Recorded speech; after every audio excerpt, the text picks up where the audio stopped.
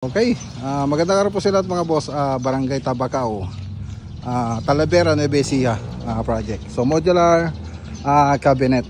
So andito na po yung mga ibang materials natin nandyan. Andito po yung iba, yung mga floated panel. So ang gagawin natin dito, ito yung lagay ng rep, saka display cabinet, tapos TV console.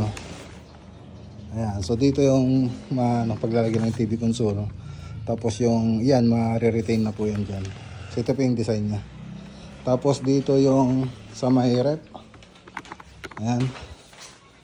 Sa rep, tapos dun sa yung display cabinet nya. Ayan, lagay ng rep. So dyan banda naman.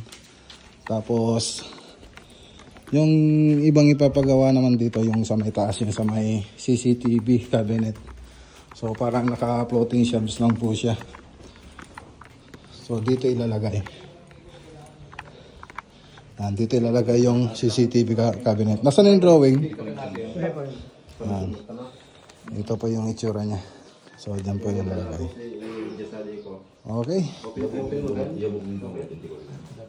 Ay, ganda ng bahay nila, madam. So, may iba pa silang ipapagawa rito doon sa may likod, kamali, tapos may toilet and bath, tapos may kitchen. So, yun po yung ibang ipapagawa dito. Pero gagawin na lang po natin yung ibang video yun.